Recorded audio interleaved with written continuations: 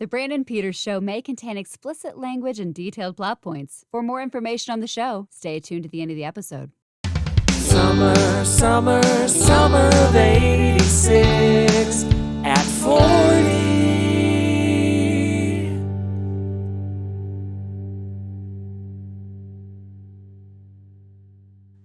It was one crazy summer that felt the need for speed.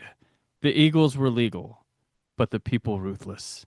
Everyone went back to school at space camp. Crime was a disease, but we found the cure. Holding back the years with a sledgehammer, we would live to tell this nasty tale of a higher love for which no one is to blame. I can't wait to tackle 1986. Welcome back to the Brandon Peters Show for, yes, the summer of 86 at 40. A look back at the films that populated theaters across the United States 40 years ago and the pop culture that surrounded them. This particular summer was chosen by you, the listeners. Not chosen by the listeners are my co-hosts for this journey. And we have returning again from Puck News and the Outside Scoop, which this week is the Fisher-Stevens Short Circuit Sundae, 2 scoops of the most vanilla ice cream covered in our milk chocolate syrup and topped with savia seeds. Scott Mendelson. Always a pleasure to be back for one more ride in this very specific, ongoing, epic journey through the summer of whatever random summer we decide on.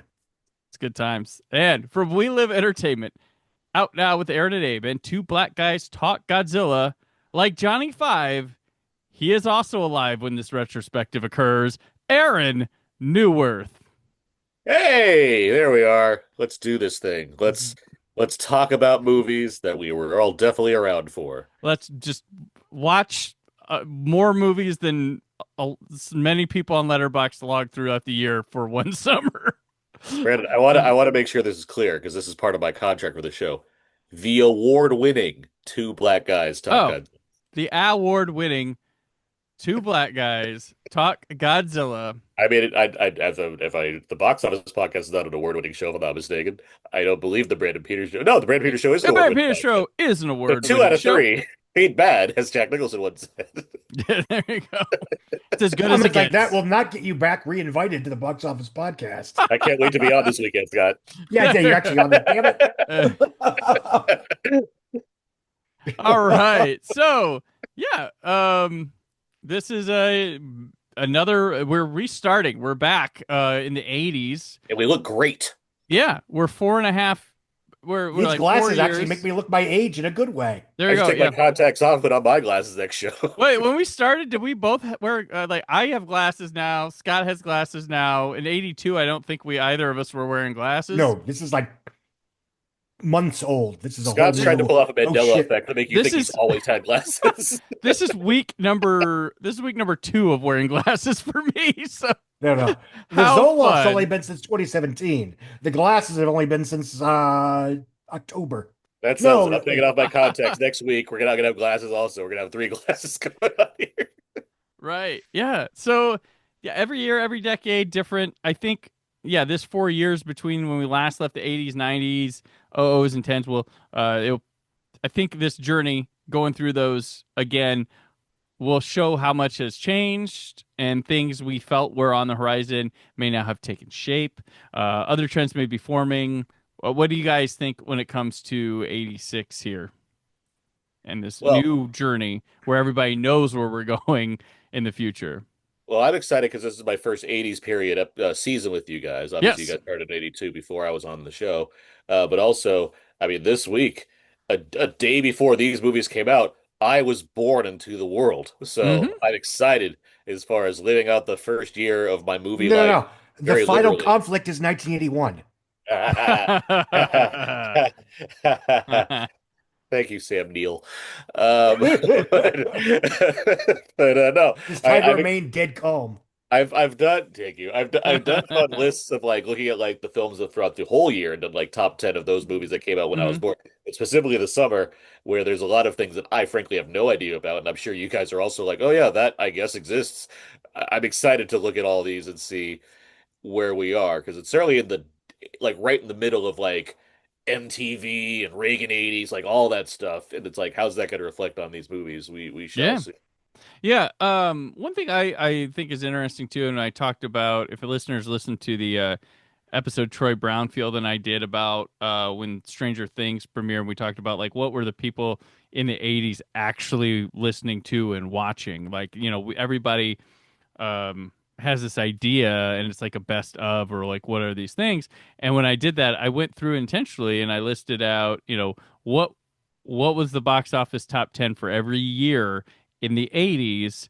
And what it proved was 1984 is the exception to the rule. That's the only year that sounds like the stereotypical 80s, with loaded with like Ghostbusters, like it's all the top movie nerd geek property things. But the rest of the decade has maybe one or two of those hitting in there, and the rest like old and on Golden Ponds in the top 10 in one year. Like it's very adult movies and stuff. And I would even call like Beverly Hills Cop that geek property type movie that's in there. It's a different kind of adult movie going in, but like there's a lot of just like 3 Men and a Baby, of course, things like that. And that's what I like going through with the television shows and the movie. Like there was television shows last time, Scott, that we talked about, and I was like, what the fuck is this? And there was like a pilot that aired for a show that didn't last a full season, but or maybe it was like a season or two. It was like a Dallas parody with Delta Burke. Awesome. I was like, yeah, Austin. But it's meant to like parody those shows, but it was really weird. So it was very, very interesting stuff with these journeys, and I think this first week kicks off with some eye-opening stuff and some bangers. Yeah, some stuff people might not have known of, some stuff like, oh yeah, that. And I'm ahead in researching for this, and I am excited when the movies get good. I'll tell you that. Whenever that happens, will not be this week. Whenever that happens, it's a real testament to the audience that they saw the title of the first episode. They're like, "Yeah, all right, I'll listen." Well, yeah, I'll stick around. But in defense, the first week of '82 was putrid as well. It had this knockoff. This is worse. Yeah, this is worse. It had this knockoff Phoebe Cates Blue Lagoon movie, Paradise. It had a David Carradine and Stockard Channing and Christopher Lee like Hot. Cannonball Run riff thing, and then it had a Corman horror alien knockoff cheapie. This week, yeah.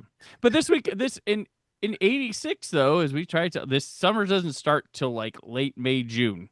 That's basically when. I mean, next week is a pretty notable movie, but yes, go on. It is, and there was Conan in '82, but things really took charge when like Rocky and Wrath of Khan come out. Like it was picking up there. But yeah, so this is our journey as we begin, and we always begin with the news. News. Thank you. Well, on behalf of the Hall of Fame, I mean, this is the first time I've inducted anybody, Chuck. Yeah. I've certainly never been inducted. You should be deducting me the way I took. Yeah, me too. That's what I'm worried about. Anyway, Mr. Berry. Dynamite. Thank you. Here we are on May 5th. Oh, just so you know, because I didn't say, this episode covers the week of May 9th through 11th, the weekend of May 9th through 11th, 1986. So our news begins on May 5th, a Monday. I don't know if people realize this going through these series, but our week, because the movies come out on the weekend, we start our week on Monday and end on Sunday. That's good trivia there. Yeah, good behind the scenes now that we're 5 years in. We crack that code for people. Yeah, in case they were wondering. So I was not. That's going to come into play later in this episode.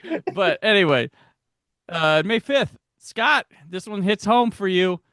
The Rock and Roll Hall of Fame Foundation announced that Cleveland, Ohio is chosen as the site of the Rock and Roll Hall of Fame Museum. Oh, that's why it rocks. I didn't realize it was that long ago, because the museum opened in like the early to mid 90s, if I recall. It took a while. Just like the Lucas Museum, it took 10 years to get built. But yes, it exists. It's pretty cool, even though whenever we go back home, I can never convince any of my children to come along. I mean, the Hall of Fame people were like, you know what? Ohio's doing well for SeaWorld. Let's go there. There's a SeaWorld in Ohio? There was. There was. Sandusky, right? Well, Cedar Point just crushed everything. Why didn't it last? Well, I think Tickamon or whatever that whale's name is killed too many people. Yeah. They I started went. it. I took many a visit to SeaWorld in Ohio when I was a kid. So, Who's the first inductee into the Rock and Roll Hall of Fame? oh man, I bet Probably like Stones or what? They're still out famously. Like, no, I'm not white. They need one more album. All right, the first Chuck Berry was the first musician inducted into the Rock and makes Roll Hall of sense. Fame His in cousin's great. 1986 at the inaugural ceremony.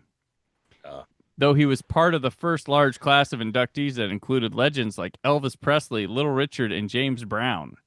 So he won by alphabetical order. Yeah, Buddy Holly. Yeah, That's the reason. Yeah, first And ceremony he had that new sound they were looking for. Right. First ceremony was 40 years ago. A week away from like our recording right now. Wow. So it was January 23rd, 1986, which is where we're recording now in January. For those of you who are going to leave comments and be like, why didn't they say anything on the next episode? We're past you, but we love to hear it. And we might mention it in the August episode. Who knows? Yeah. Anyway. To Chuck. All right. On May 6th, Donald Just because I was curious. Oh. The museum opened September 1st, 1995. Okay. Scott cut the tape. He won a contest at school. All right. On May 6th, Donald E. Pilote becomes the first Native American Catholic bishop. All right. Yeah, okay. I'd say Mazel Tov, but I'm not sure. Selling out to the man. All right. Also that day, France performs nuclear test at Mururoa Atoll. So Did they pass? Yeah, that's why the Emmerich Godzilla movie happened. There we go. So we failed. Yeah, we failed. Exactly. And then on May 7th, Iraq bombs a Tehran oil refiner. Oh, shit, you don't like it. Yeah. I hope that gets taken care of in a swift manner. They rocked the Casbah. Speaking of the Rock and Roll Museum. That same day, the 30th European Cup, now called the Champions League, Sto Bucuresti beats Barcelona at Seville. What was that word you said? Football. Seville? The other one. Sto Bucuresti. They beat who? Barcelona. Thank you. Barcelona. That same day, also, Phillies outfielder Gary Maddox retires. And one more sports thing. At the NHL Prince of Wales Conference Final, Montreal Canadiens beat New York Rangers 4-1. What a shitty Stanley Cup Finals. All right. We have those passing away this week from us. American composer John William Hauserman Jr., Portuguese composer Rui Coelho, Gaston de Fer, a French socialist politician, Jeffrey Mallet, American actor and songwriter of Godspell. He died of AIDS at age 36. I mentioned that because we're in the 80s and we're getting the height of the HIV/AIDS epidemic. Ernie Bradford, English historian and writer, Dick DeVroom, a refrigeration engineer and political activist and defender of victims of injustice, known as De Rui Roo, the Red Giant. Okay. Yeah. Okay. Herschel Bernardi, an American actor and voice of Charlie the Tuna. Tenzing Norgay, Tibetan climber, first to reach the summit of Mount Everest in 1953. Early African-American NFL star and coach Fritz Pollard. American philanthropist and art collector regarded as the first gentleman of Philadelphia, Henry P. McIlhenny. And then we have a wedding this week. Motley Crue drummer Tommy Lee, for the second time, marries star of T.J. Hooker and Dynasty, Heather Locklear. They divorced in 1993. 93. And Tommy Lee is famously single after that? Yes, famously sings. All right, and here we go. The birthdays this week. French jazz violinist, viola player, and composer Theo Cicaldi. Quebec singer Cindy Daniel. Rock singer for Dead Sarah and current singer of Linkin Park, Emily Armstrong. Slovenian former NBA player Goran Dragic. SNL star actress Sashir Zameda. Canadian actor Tyler Hines. Singer-songwriter Francis Quinlan. Australian actor Mark Furtz. Drummer of Arctic Monkeys Matt Helders. Oh. Film and stage actress, daughter of Meryl Streep, Grace Gummer. Manuel Grubby Shazinski, the esports player. And on May 9th, 1986, American writer, podcaster, and host of the award-winning Two Black Guys Talk Godzilla, Aaron Neuwirth. There it is. May 8th. May 8th? Was it May 8th? Okay, I looked it up wrong. May 8th? Fuck, I did all that work, and you gotta disrespect me like that? You could have told me after the show. You can say it again. We can edit around it. No, I'm gonna leave my goddamn mistakes in. So yeah, I like this because I can see who's the same age as me, and as you go through these throughout the summer, I can be like, who do I have a chance with? Grace Gummer, coming to you. Yep, Grace Gummer, Mr. Robot, you rocked it. And Sashir Zameda, it's cute. She grew up in Indy here. I'm aware. Yes. Yeah, I saw her. She played it. So my my wife and her sister own this place called the White Rabbit Cabaret. She did a stand up 2 shows there. One time, went and saw her. I like that show she was on with Topher for a couple seasons and a bunch of people. I forget what it's called. Yeah. Okay, so this is it. This is what you were wanting. 1986. You done right, listeners. Our first movie of the summer of 1986. It's one that could have its main character singing a song made popular 14 years later. You might say, "Cut my life into pieces. This is my last resort." Hey, this is Mr. Lawler. Merry Christmas. George Lawler needed a vacation. I just lost the Parkhurst account. Stop. The travel agency promised him a relaxing island getaway. It will be. I'm telling you. It's going to be the vacation of a lifetime. They lied. Welcome to Club 5! Now George and his wife must survive the delights Why are there so many soldiers? of the last resort. Enjoy first-class accommodations. Wake up! It's aerobics time! Come on, dudes and chicks, put a little boogie in it! Get the hell out of here! Tropical romance. Oh! Hi! No. Friendly natives. You're like a really hairy guy, aren't you? Shows direct from Broadway and fine cuisine. Un momento, por favor. Listen, I didn't know you were going to be sitting here. I ate your food. 2 red fruit cocktails. Guilty to the vine. I don't speak, With courteous service. Look at this. I can dress you in extremely macho French bathing suit. One size fits all. Guaranteed to make your body look like this. Well, it's hard to tell under these kind of clothes, but my body does look exactly like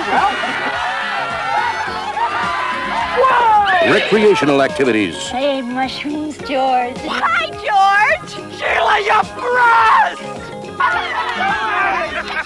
Bobby, what are you, crazy? Learn the uncensored truth about these island getaways. I wonder what else you are good at. What a wonderful time we're having!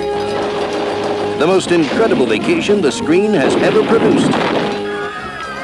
See Last Resort. Rambo, Directed by Zane Busby, an actress turned director who goes on to direct a lot of TV, like Married with Children, Newhart, Head of the Class, My Two Dads, Golden Girls, and Blossom. Written by Steve Zacharias and Jeff Buhai and Charles Grodin, uncredited, who claims he wrote all the dialogue to this movie, and there was a potential legal battle with this. But Roger Corman, so here's the weird thing. This movie got premiered on cable TV first and then the theaters to avoid paying Charles Grodin or the other guys for residuals, so there could be no argument about who wrote this thing. These two guys who wrote it, the credited writers, they're the writing team behind Revenge of the Nerds, and then they go on to do Johnny Be Good and In the Army Now and Eddie with Whoopi Goldberg. So this one, an upward trajectory. Yes. This one stars Charles Grodin, Robin Pearson Rose, John Ashton, Megan Mullally, John Lovitz, Garrett Graham, Mario Van Peebles, Brenda Bakke, William Buhmiller, and Phil Hartman, and Ian Abercrombie. George Lawler takes his family on vacation at Club Sand, a shoddy, untrustworthy company.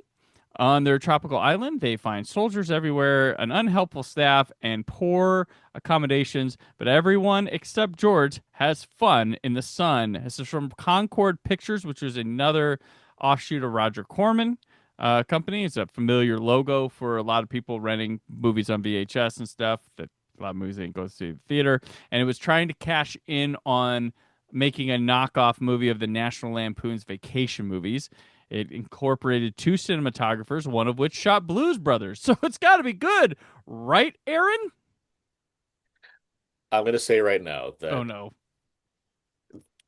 No, I just want to back up. You're not going to cut out the part where you messed up my date, but if listeners don't hear you singing the entire Papa Roach song Last Resort, it's because Brandon did edit it. He had sung the entire thing. And if you don't hear it, it's because he edited it all out. Suffocation! No breathing! Don't give a fuck! I appreciated the bathroom break. I'm gonna say, and we're back. I'm gonna say this. I didn't hate this movie. I'm not gonna say it's good, but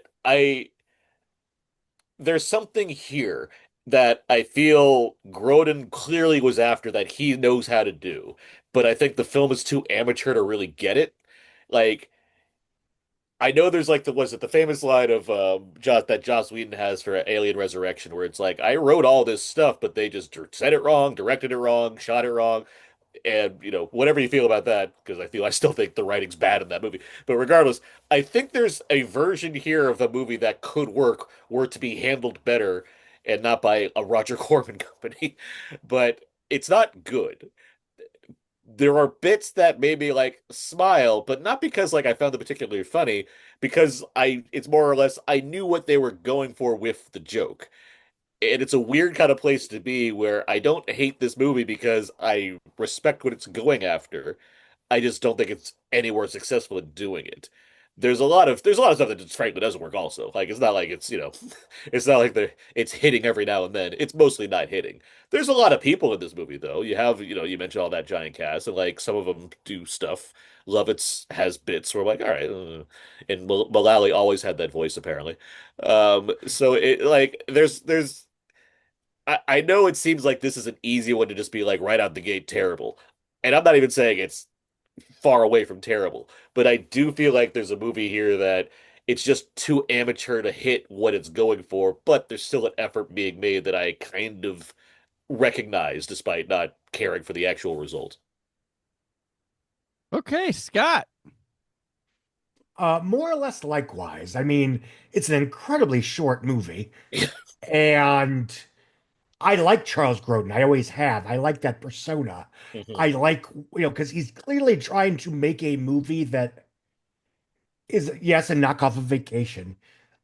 But there's a weird, I don't want to say gentleness, because that's not quite true. There are moments of vulgarity. There is a certain, there's problematic humor, if that matters. But, I never cringed or wanted to wince in emotional pain or embarrassment while watching this, as you do with a lot of very bad movies of this nature. It sort of just sits there, leisurely floating along, and maybe this is the budget, maybe because obviously it's a very inexpensive movie. It's that the whole film is like, it has all the pieces that you would expect from this genre, but to a certain extent it expects the mere appearance of those tropes to be humorous in and of themselves. Now, usually when I'm saying that, it's because I'm trashing a movie like Wish or Anyone But You as being all the ingredients but entirely undercooked. And I might argue something similar here. And I guess aside from the fact that it's 40 years old, very low budget, blah, blah, blah, I guess the reason I'm not as vindictive about it is because it's harmless, it's painless.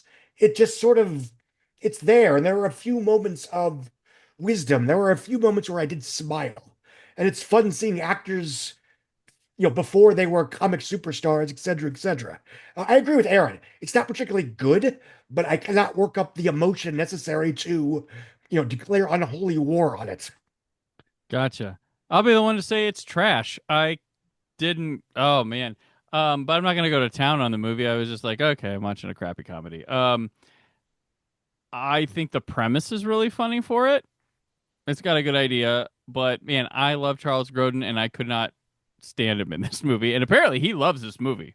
He was all about, he wanted to own everything to do with it. He was all about it. He thought it was great, but he's just screaming all the time. It was like when we did the Hanky Panky movie from '82 with Gene Wilder, and the whole movie was this, and it's like, okay, this a thing you do, but you did it the whole movie, and he's just yelling, shouting. And it is neat to see people in early roles like Megan Mullally and Phil Hartman coming up here, even if there's some, you have to have that disclaimer up here. Some of the things discussed in this movie may not be appropriate for the times we're in. Please, discretion is advised, of course. But the weird thing is, this movie, I never put together it was Charles Grodin was in it, because the poster for it looks like it's for like a Porky, Screwballs, like one of those trauma stuck on you movie, the sex comedy, and that's not what this is, really. Like, there's some stuff in here, but it is not a raunch fest. I guess this was a movie of Leo Points, because you keep seeing people over and over and over again. But I think, it's missing, like, I don't know, it's just not, I don't know. It's really weird. And I don't know, I don't think it's the cheapness of it. But I just couldn't I'm just kind of like, ugh, with this movie, like, I good half hour into it, I was just kind of like done with it. But in just watching it finish, and I really just, I couldn't, and I was excited. I was like, oh, Charles Grodin's in this. I know, remember the poster, but I'm like, oh, he did like a comedy like this, and I was just like, oh my gosh. And the fact that Charles Grodin was my least favorite person to see on screen was, I couldn't take it. It's like, no, I guess I can just tolerate Grodin with this kind of thing. Because like, I would say this elevated the movie because of him, or it's an underrated Charles Grodin performance in a bad movie. It's none of that. It's just I didn't care either way about what he was doing here, beyond just thinking, okay, it's Charles Grodin. I'm not against this. I've seen Beethoven too. We've seen worse. But I mean, I'd rather watch Clifford again. It's not the cheapness, it's the amateurness that I'm looking at. Yes. Like, cheapness I can find. It's when you're doing one of these, Beach Paradise movies, you don't really need a lot of money. Like, but it's the amateurness, it's the cut, it's the editing, it's the flow, it's the kind of thing where it's like, if there were better people behind this, there might be something to carve out of here.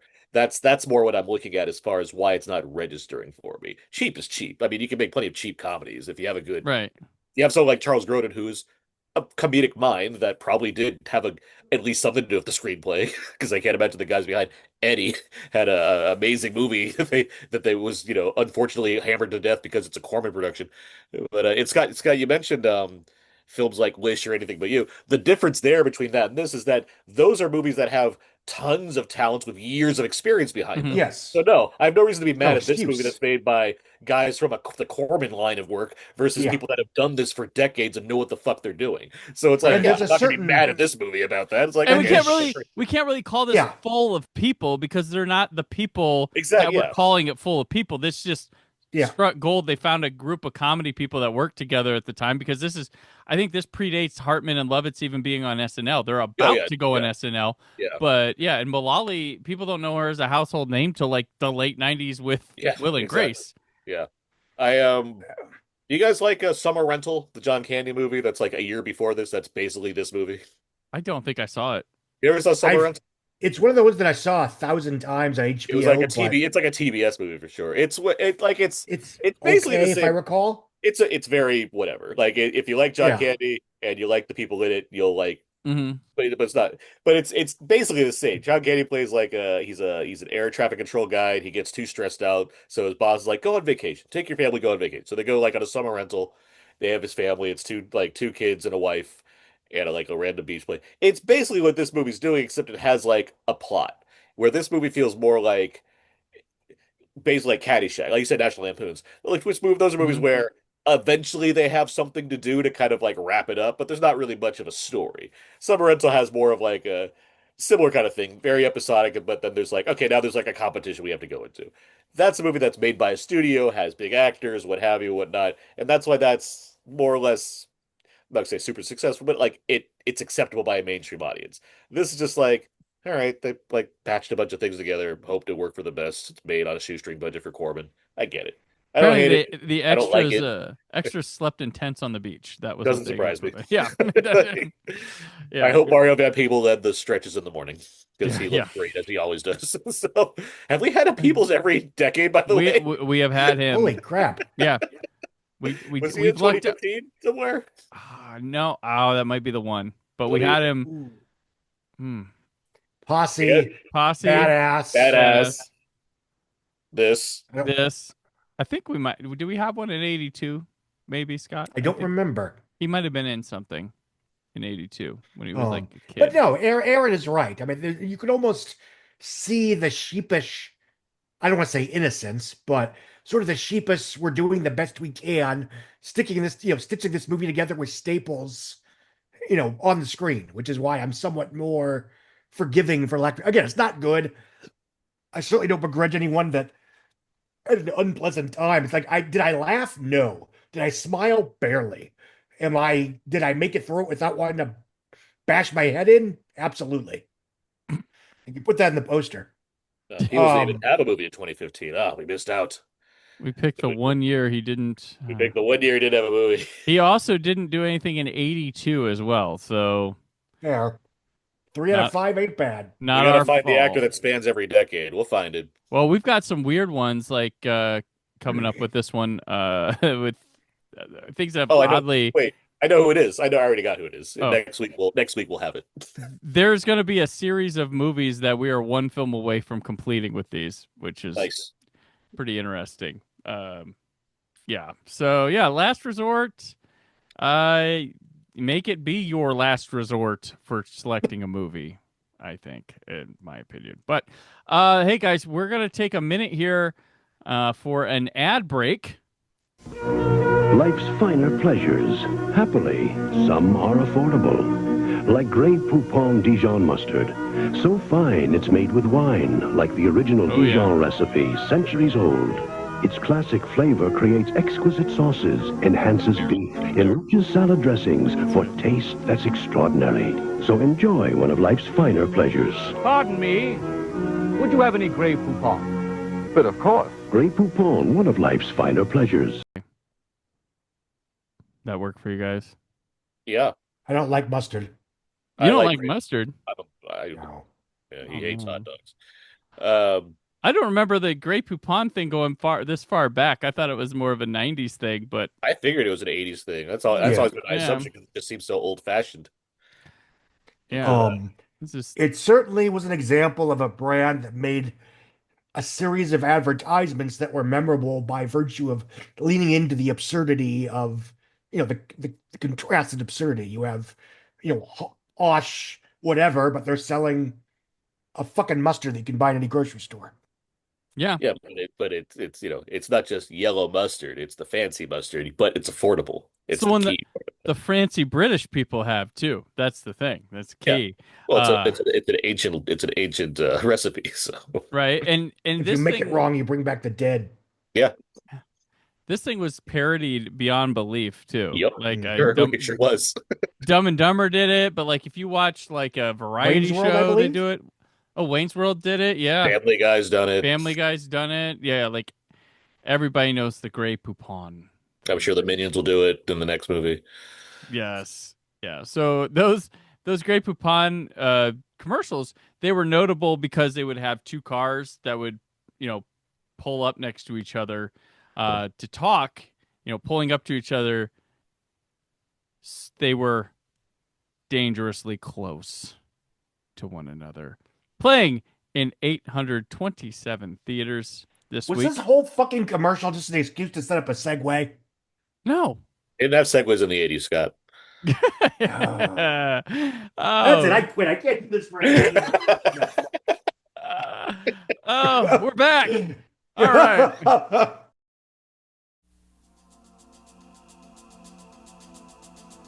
Court's in session. The offense, social leech. Verdict, guilty. Guilty. Guilty. What do you say, Stoner, huh? What'd you say? I'm sorry! At Vista High, in the name of justice, some students are getting away with murder. I heard about Morgan. That was his body they found this morning. It was the administration that asked us to monitor the student body. Since we started the Sentinels last spring, crime on campus has been almost eliminated. Students feel safer. You're our pool boy, right? Mr. Verdi must be quite a change for you. Hey, you ever play Hunt Down? Hunt Down. It's kind of like this intense survival game. You think hanging around with him's gonna get you somewhere? He's using you! Sometimes it gets a little out of hand. But he's a good guy. Nice costumes, boys. What is this, trick or treat? It's going a little too far. He's searching for answers. It's getting out of hand. What, Brian? What's happening? Now he's getting close. Let's teach him a little lesson.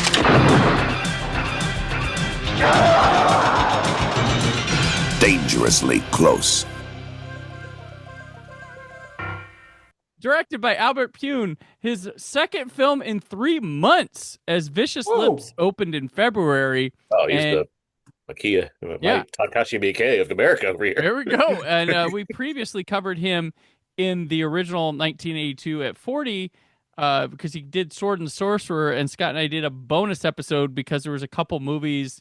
That one there's a couple Porky's in that were just shy of making that summer.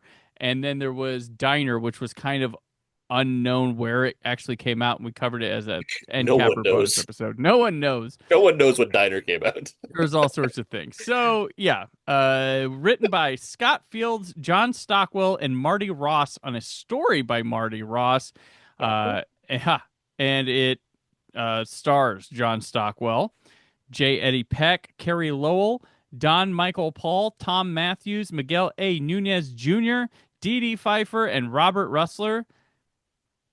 A rebel without a cause at an elite uptight high school discovers some of his classmates have formed an even more elite clique, hell-bent on righting the school of what they deem to be its undesirables because of ethnicity, politics, etc. So this John Stockwell fella, he had worked with Pune on Radioactive Dreams. It was a film that came out a year before this. He starred in Eddie and the Cruisers and John Carpenter's Christine.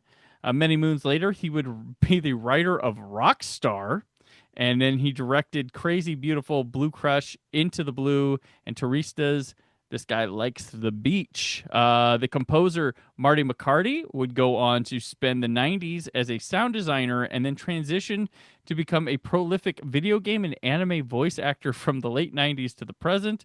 And this is the debut of cinematographer Walt Lloyd, who goes on to shoot Sex Lies and Videotape, Pump Up the Volume, Empire Records, Private Parts, Superstar, 3 to Tango, and then he just went to TV after that, a lot of it. So, Scott, tell us about Dangerously Close. Well, I am in no way, shape, or form an expert on Albert Pune, who I just mispronounced, I'm sure. Yes. That being said, this kind of was, when I think of him, I don't think of films this real world, realistic, grounded, set in, quote unquote reality, because he tends to do high fantasy adventure movies, things of that sort. That being said, this feels more like a studio movie with an actual budget than unfortunately he would become accustomed to almost immediately after this, give or take. Um, and of course, this film came out 40 years ago, and it probably was treated as just a movie. Well, of course, if this came out today, it'd probably be like think piece to death, for better or worse. As a movie, it's relatively dull. Um, it seemed to take forever to get where it's going, and what's weird is that I like the twist at the end.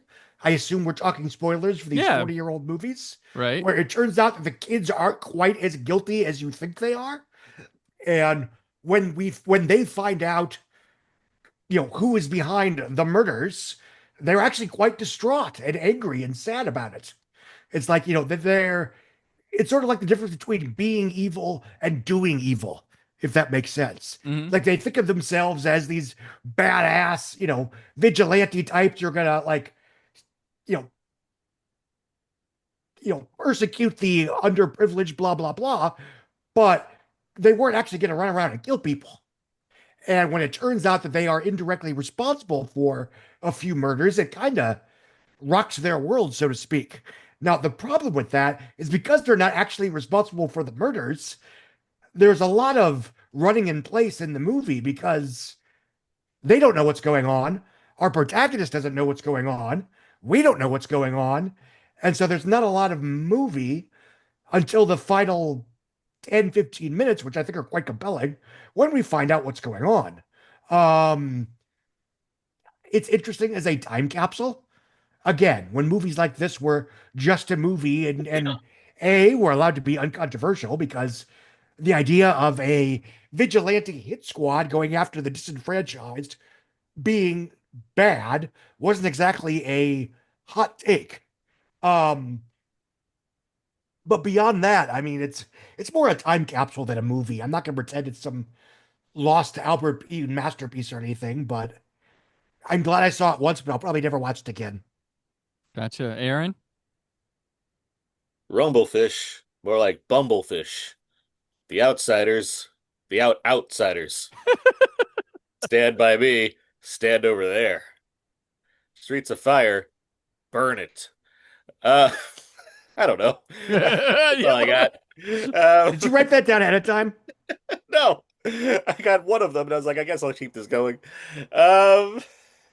I agree with Scott. I'm probably a little lesser on it, but not by anything that's all that dramatic. Just more like, this is boring. Like I was just like, and I don't use that term lightly. I tend to be a little bit more expressive with my opinions on this, but frankly, I was pretty bored watching this movie. I kept waiting for something to kind of happen as far as why I need to be invested in these characters and what it is that makes them either, like you said, Scott, badass or what exactly. And the movie takes so much time to kind of lock in on what it's actually trying to do, or I was just like, okay, I guess that's something that's shifted into second gear finally. An hour and 15 minutes in. But yeah, there's just not a lot here. The performances aren't very compelling. There's nothing about Pyun's filmography that suggests this is like, something he even was like, yep, this is one of my better ones. Like, I think it just is a movie he made and then moved on so he could do something else that was probably more of interest to him. Similar to Scott, I don't have like I've seen a number of Pyun films at this point, but like I can't say I'm a dedicated expert in the same way that others are that are cult favorite fans of his and whatnot. But no, there's just not a lot going on with this one. And yeah, I thought like, okay, this will have like a whatever story, but at least it's Pyun, so there'll be like something creative as far as the camera work, maybe, or I don't know what kind of stunts you could have got with given the premise of this, but like something to kind of like separate it from the pack of disposable outcast teen movies. But no, there's just not a lot here. It just kind of like sits there and then eventually says, and then this happened. And you're like, oh, all right. So there. Yeah, not big. Yeah, Albert Pyun, he's the one that I think he's fascinating. And to me, he's this guy who's got these awesome big blockbuster ideas, but he wound up being involved with like Canon Films of all the places to have his reputation. And he's a cult favorite and stuff, but I feel like he's a guy, he's got this awesome, huge idea, big script, and they're like, how much? And he's like, it costs this much to make. And they're like, I'll give you like 1/16 of that. And he's like, done. I'm gonna still go make it. And then it's like, yeah. Uh, but this one started out interesting because you're like, what year is this? Whoa, how is this topical right now? And then it starts snoozing through the rest of it. And our hero sucks. Like, that's part of it. Like, he just kind of, he's not compelling. I mean, he wrote the film for himself, but he's the least. Our hero sucks. Yeah, it's John Stockwell. Yeah. yeah. It is just like, no. Like, it's, again, another movie here that I found was interesting to see the people, because you have Carrie Lowell. This is 3 years before she'd be historic and be a Bond girl. You got Tom Matthews and Miguel A. Nunez Jr., who it's a Return of the Living Dead reunion, and they were both. And for this episode, interestingly enough, they're both in Friday the 13th movies, not the same one. Mm-hmm. But that's not the last Friday the 13th thing that happens this episode. And then, so Tom Matthews, we'll catch up with him later this summer. He's the lead of a Friday the 13th movie.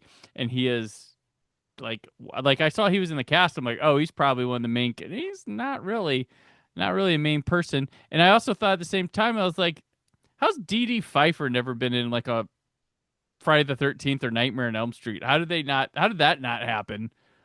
So that was interesting. And there's like Robert Russler as a cameo where I was like, is that Robert Russler? Like, I didn't see him in the credit. Like, yeah, I think that's Robert Russler. I looked up. Yeah, it is Robert Russler. Okay. Confused me. But yeah, it's got a premise. It's interesting. It looks like he saw a class of 1984 and was like, oh, they didn't go hard enough, or I got an idea for that. And he made his own. And it was not as good as that. And it gets into that whole territory that there's, what's it called? There's a movie with D.B. Sweeney and Charlie Sheen that inspired Fast and the Furious. I can't remember. Where it's like, I'm dating the girl that's like the sister of the guy or whatever, and getting that trauma. But yeah, they touch some of that here, but it's it's just it doesn't go anywhere. There's no interesting action sequences. There's just there is, I'll give Scott, there's the last fifth. Are you talking about like when she like leaves him in the truck and he's like going after it? So yeah, that stuff that got me back. It reeled me back in to finish it out, but I can't tell you much about what happened in the middle because I was just like, okay, and then I have to watch more movies and live my life and be like, oh fuck, what happened in Dangerously Close? But like everything with Albert Pune, it's always like, well, it was a nice try, man. But yeah, like I mean, Sword and Sorcerer was definitely better than this one. But yeah, just like it's nice we're fully into canon now. They've been around. They have a reputation. Yeah. When we did 82, we were just starting. We had Last American Virgin, and that was before they were what they would become. And now they're the people. This is the height of them selling a movie on a poster and a name and not even know what the movie's about.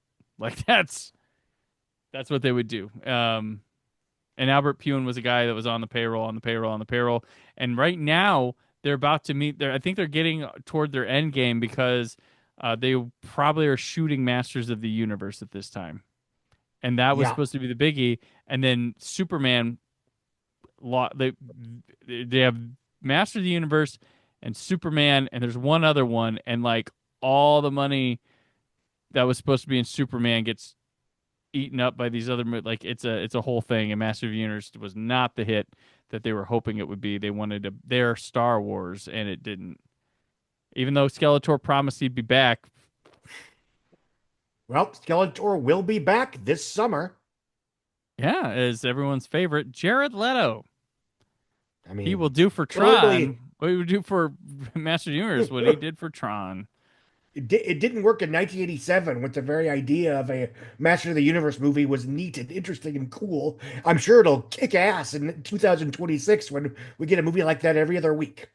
Yeah, and do the smart thing they did in the 80s where let's make it go to Earth.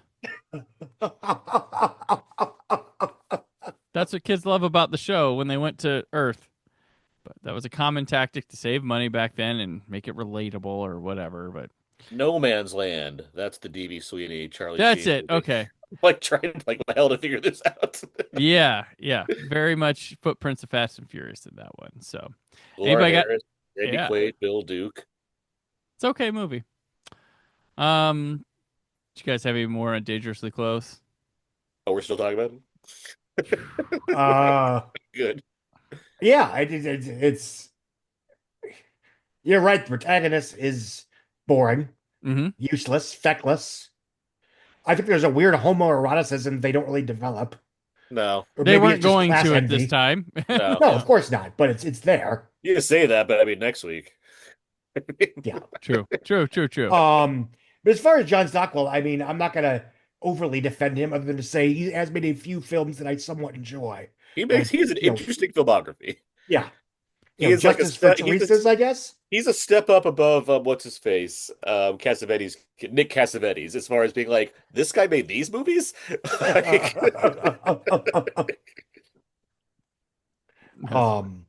And yeah, if you read the book, about the life of Albert Pune, Radioactive Dreams, I think it's called, it's heartbreaking. It really is, because it gets to the point where it's like he really was the Ed Wood of his time, and I don't say that lightly, because like Ed Wood, he made a lot of quote unquote Z grade pictures, but he thought he was or desperately wanted to make serious actual art, and it's heartbreaking, but whatever. I'd argue Pune had talent, though. Yeah, like, Pune isn't down there with Wood. Yeah. Neil Breen is Ed Wood. Pune was just that's fair. He was never. Pune was never given the resources to pull off what he would want. He got that's why it's crowd just it's devastating, because I don't want to say he could have been one of the great ones if he had ended up on the Paramount payroll, but it's not infeasible that that's would have happened. I think if Ed Wood would have got on said payroll, he would have still made the same movies. I believe. You're absolutely right. And I don't mean to equate that in terms of talent. I just mean in terms of infamous Z-grade directors. Yeah. I don't mean this is like a dig. I would say Pune's in like a Carpenter track, where like if he had even less money as a Carpenter. Like Carpenter's a very straightforward kind of director, but obviously he made classics. I think if Pune had the sort of resources that even Carpenter did, who didn't have many, he only had so many studio films, he could be in that level. But even then, he's just because there's also there's the Carpenter class that's perfect, because there's Mark Lester, who's very much similar to Carpenter, and he goes on to make notable things. Pune has looked back his notable, he launched Van Damme, he had Cyborg, and he made the Captain America movie. Those are probably his two. And if you're into fantasy films, I guess Sword and the Sorcerer probably notable, but that film was disappeared for a long time till it got a 4K release. It wasn't that available, but he does have and he had a series called Nemesis, right? Cult classic series, but that's a straight to video. And that's a lot of his movies. Most people saw on VHS. 5 of those, right? Isn't there like a ton of Nemesis there's movies? a bunch of Nemesis movies, but it was his Avatar. Yes. He got it done. So, all right. So we will call this Dangerously Closed and move on to the TV ratings for this week. So Thursday, it's Cosby starting off a night of family fun and leave it to Family Ties to keep the laughs coming. Oh, no. What are we going to do? Everything's under control. Then on Cheers, will Norm think on a friend to get a promotion? Yes. And the fun continues with Night Court. I'm here to strip for Dan Fielding. Thursday. So TV ratings, if you'll remember back to the summer of 2015 at 10, the future. My resource for it, gone. Still gone. Murdered. But I'm going to go with this. I am able to pull things. I'm not able to pull Nielsen stuff, but I could pull the ratings and tell you the top 10 most watched, highest rated shows from our week from Monday through Sunday of this, the 5th through the 11th. So, who wants to guess the number one show this week? I don't know TV at this point. Dallas? Is it a sitcom or a drama? It is a sitcom. Okay. Oh, Cheers? Cheers that old? Scott Mendelson with his hand up. I'm going to go with The Cosby Show. Correct. Moving on to number 2, Family Ties. on NBC. So NBC's got it going on. And then this is going to dominate our ratings this week, but it was a massive event that I don't think anyone remembers anymore. But like they were selling this thing on VHS like hotcakes in the 90s. I remember Time Life, you call, whatever. North and South Book 2 Part 4 on ABC is number 3. Part 6 is number 4 on ABC. Then number 5 is Deliberate Stranger Part 2 of 2 on NBC. And then Cheers on NBC. Cheers is settled. Yes. Number 7 is North and South Book 2 Part 3 on ABC. Number 8 is North and South Book 2 Part 5 on ABC. Then Night Court at number 9. And then number 10, North and South Book 2 Part 2 on ABC. Dominates the thing. Like Miami Vice and Dallas air on Friday night to high ratings, respectively. Golden Girls scores almost a 20 rating on a fucking Saturday night. None can place in the top 10 because North and South dominates. This was a massive event. TV, this is a sequel to a very important thing.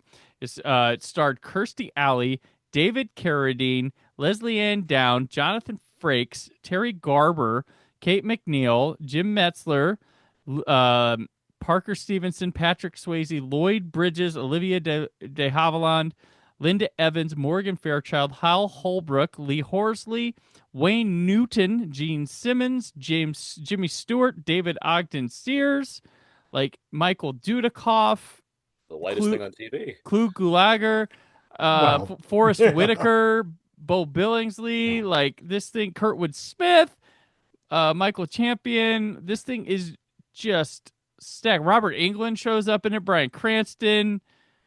Oh man, it's insane. This was Billy Drago. Patrick Swayze was the lead, right? He was the poster child for it. Yeah, it was like the poster, the advertisements. It was all Swayze all the time, and this thing was just massive. And I think it's a pretty big South sympathizer, if I remember correctly. That's what the poster's telling me. Since yeah. The war.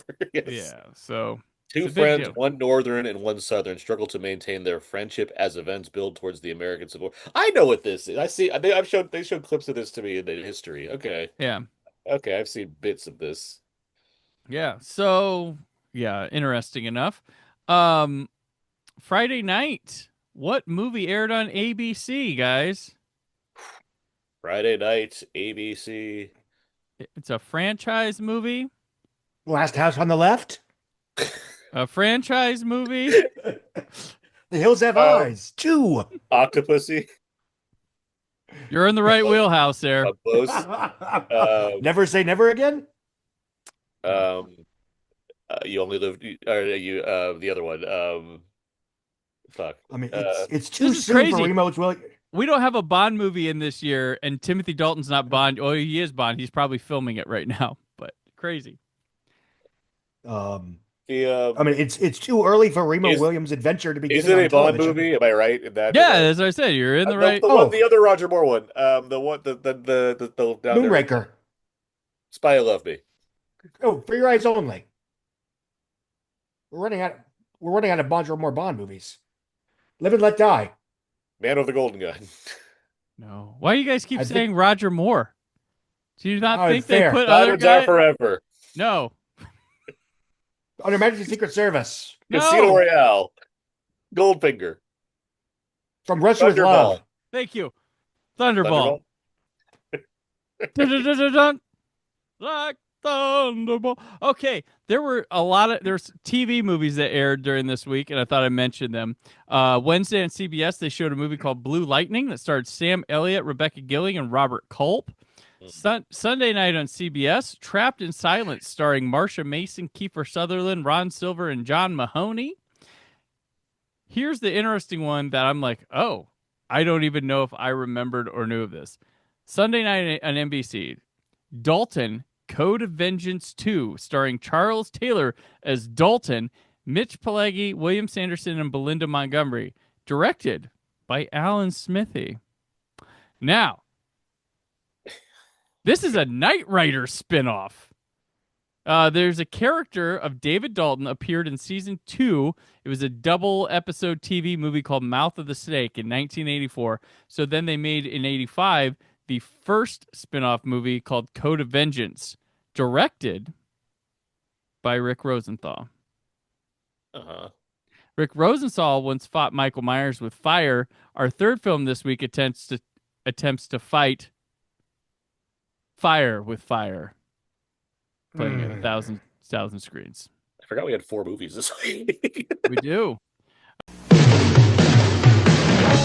It's incredible. Fire with fire. Would you like to dance?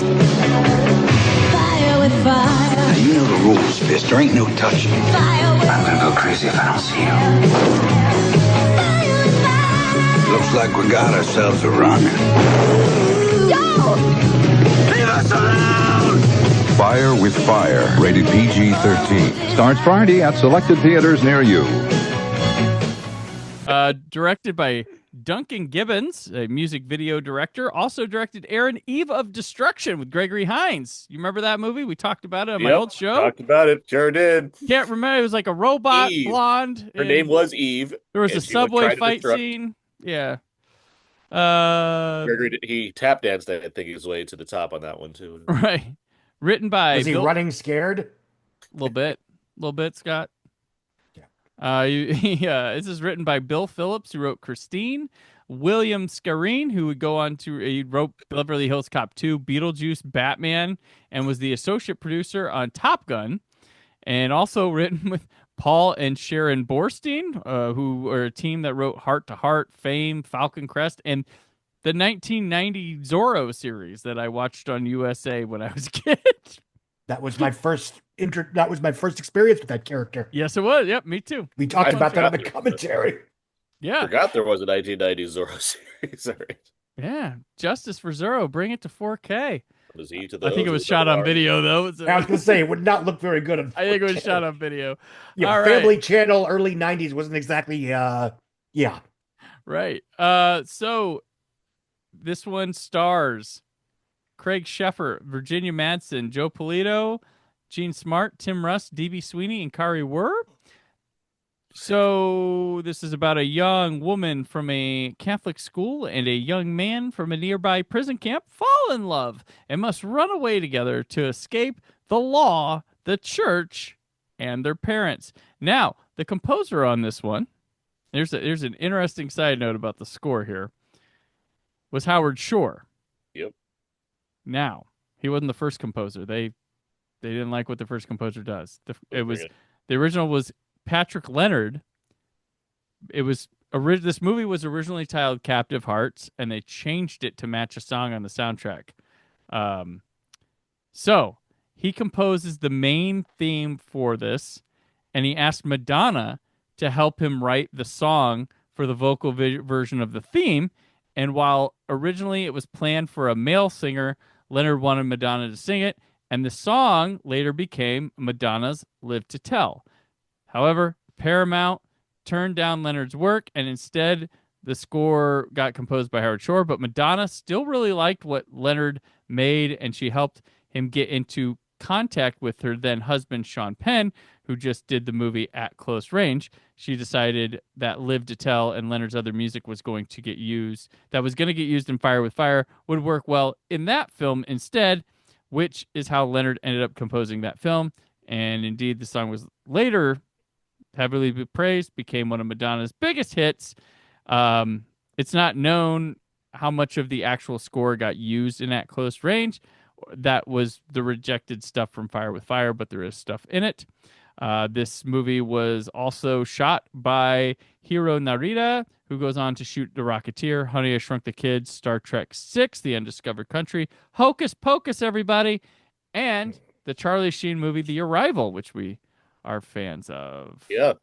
It's a lot of stuff. So this was actually based on a 1978 incident in Pasadena, California, where a local girls' convent school held a dance for the boys from a nearby honor camp. So, yeah.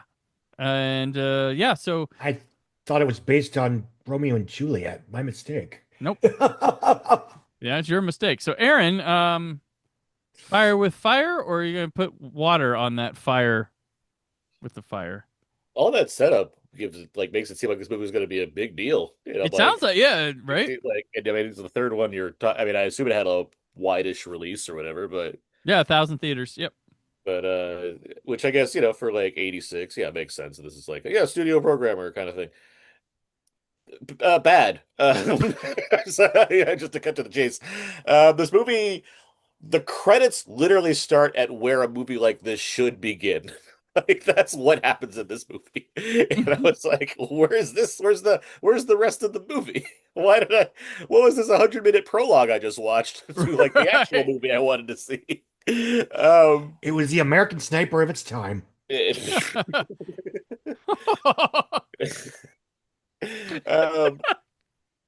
was waiting for Remo Williams to show up so that he could show me the adventure beginning. You guys want to begin? Yeah. No, I don't have much for this one because I was like, I get the premise. Why are we not executing the premise? Like, what are we doing here? We're just waiting around the whole time. It's just like, okay, he's in this camp and she's over there. They're gonna get together. When are they gonna get together? Why are they still not together? Okay, they're kind of together. Oh, they gotta be separated. Okay, they gotta be separated again. Okay, they gotta be separated again. John Polito's skinny, has hair, and is mean. Okay, that's new. Um, I like Virginia Madsen, but this is like her doe-eyed '80s phase where it's like, to respect to Virginia Madsen, but if she's not like dealing with a Candyman, she's no Laura Dern in '86. Somehow she looks younger than she was in Dune in this. I was like, how'd that happen? Yeah, she has an interesting face because yes, it does evolve over time in interesting ways where it's like at some point like it seems like it's older than they or younger, but regardless, I mean Craig Schaefer. Like this was during the time he was in like Voyage of the Rock Aliens. They were like pushing him, and I think the last time he gets a lead in a theatrical movie is The Program. I think. Yeah, people, we want to talk today about our Sam Claflins and Jai Courtney's, and it's like it's not new. We're trying to do this. Like it's not like, oh, it's the first time we tried to have white leads in movies. Like no, they've been doing this thing for a while. There's a reason why they don't stick. Some of them just don't have it. But this movie doesn't have a lot of that going for it. There's not much to add here. I thought this movie, like the premise is, it feels like we could wrap all of what we saw up in a very short amount of time and get to the actual movie, which is what we don't see after the end of the film. Like it doesn't really end. It just is like, and they move that direction. Credits. Like that's it. It's like, what's in that direction? I want to kind of see what's going on there. What's the next step? So yeah, Scott, you tell me if I'm wrong here. You're not. I knew that we were in trouble when I'm watching the movie, and I'm not gonna say I'm enjoying it, but I'm somewhat engaged. And they get to the dance, and they meet up, and I look at the time like we're halfway through this movie. What the hell? How did they just now meet up at the school dance? And yes, it is one of those movies where like the entire film feels like Act One. Yeah. And that's not even automatically an issue. It usually is an issue, but it's not automatic. And there's just no there beyond the premise. And again, I was kind of almost sort of, I don't want to into it. Again, I want to oversell. And then, okay, this is a newfangled Romeo and Juliet, West Side Story, that template. But other than that, I mean, it's just boring. And like you, I know that's an almost a lazy way to criticize something, but I was not invested beyond watching it from a distance as if it was a museum exhibit. And it just, it's not particularly engrossing. It's not particularly, it doesn't do anything that other films like, An Officer and a Gentleman do better. To use a very obvious and somewhat overhanded example. Summer of '82 at 40's Officer and a Gentleman. Yep. Yeah. Nice plug. Nice plug. Go back and listen. Folks. You're welcome. If you don't like Aaron, go back and listen to that one. Yeah. And you're right, of course. Hollywood's been trying to make generic white guys into giant stars for as long as the business has been around. I would say the difference over the last 10, 15 years is they weren't putting them into studio make and break $250 million tentpole films, but whatever. With other options right next to them that have actually proven themselves for certain audiences. Well, Sheffer always felt to me like he was proto David Boreanaz. Like, oh, we made a better Craig Sheffer. Here he is. People will like this one. They've got like a similar look, and I was like, here you go. We'll try this guy. But no, I mean, I don't want to be lazy and say I don't have much to say about this, but other than this is a movie about a young man and a juvenile imp who hits it off with a somewhat posh young woman at the local church. Opposites attract, Romeo and Juliet. Now that you know the premise, is there anything different or interesting or challenging or overly engrossing that this movie does with that premise? And the answer is no. Joe Polito with a shotgun going over the top. I did enjoy John Polito being over the top, but whatever. Yeah. And I appreciate that the young troubled black man gets arrested and not murdered. I was sure he was going to get killed at the end of the second act. So, mea culpa on that one. Gotcha. Other than that, a movie like this really has to step it up in order to matter. Right. There you go. Yeah, this one sucks. I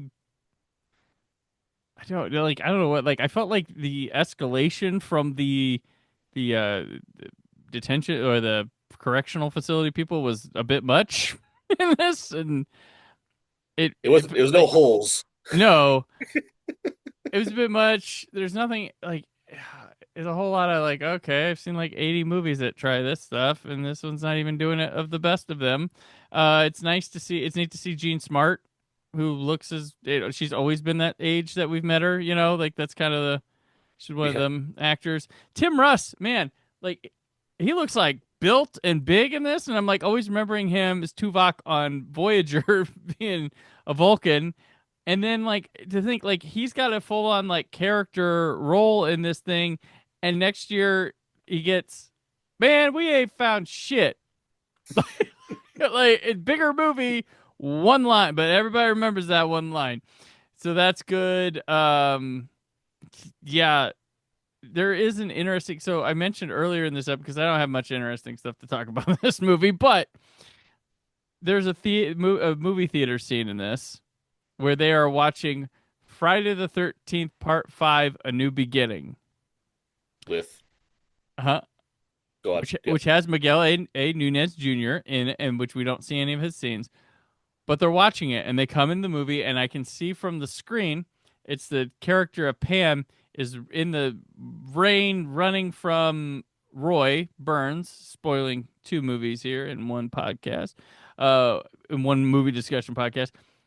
And it's oh, okay, they're in the finale. That's what they're doing. And then a couple characters leave the theater, and they come back, and I hear it's just audio, but it's Joey and Vic talking about the candy bar. And I'm like, that's in the first 22 minutes of the movie where the kid, they have this. If you're not familiar with Friday the 13th, A New Beginning, go watch it now, please, because it's a gem. And there's this kid named Joey at this camp, for its correctional camp for troubled youths. They've all got one guy has a stutter, so he needs reformed or what, stuff like that. And Joey offers this aggressive guy chopping wood a candy bar. He tells him to leave him alone. He gets all mad at him, and he kills him at the camp or at the site. And that's that scene. And I'm like, whoa, did they just stay for the movie to rerun? Is that what they're doing here? Because that's Friday the 13th fan. No, movies where they come. You can't fool me. But this was a Paramount movie. That's why it's getting used in there. But, yeah, that was an interesting thing. When they jump off the cliff, you know who else you saw jump off that cliff? John Rambo in First Blood. Same cliff. Yeah. Same cliff. So, the dance one. Yeah. It's just... Well, that's what even though they have nothing to do with each other, the finale where you had this helicopter chasing these people in the forest. Again, it's not First Blood, but it's sort of, that's what it reminded me of. Is this also going to have, where he accidentally kills a police officer by throwing a rock at the helicopter or something? I was waiting for Craig Shearer to be like, I do not remember. Yeah. And this is, we're talking about Craig Sheffer, but this is a tale of 2 leads that they were trying to make big deals that neither. I mean, Virginia Madsen has a better, like, more interesting career, but she never takes her a bit, but yeah, she has more interesting projects she gets to do. She was never the person that I think they set out for her to be, where it was like, oh, she's in a movie, I'm going to see it, it makes money, you know? And I think that's what they wanted, but she didn't develop into that. The problem is they put her next to people like Jennifer Connelly. So it's like, right. What are we doing here? Or like, yeah, you have something like Dune, but then Lynch never picks her up again because he found Laura Dern. So right. It's like, nothing else for her to do. Right. Yeah. No, that's what I'm saying. She's like crappy movies like Class with John Cusack instead. It's like, oh boy, all right, never mind. I mean, she did get high notes for Sideways, was a big comeback for her. Yeah, yes, 30 years later. And then, 30 years later, yeah. And then her reward for that is starring in what may be Harrison Ford's worst movie. Yeah, well.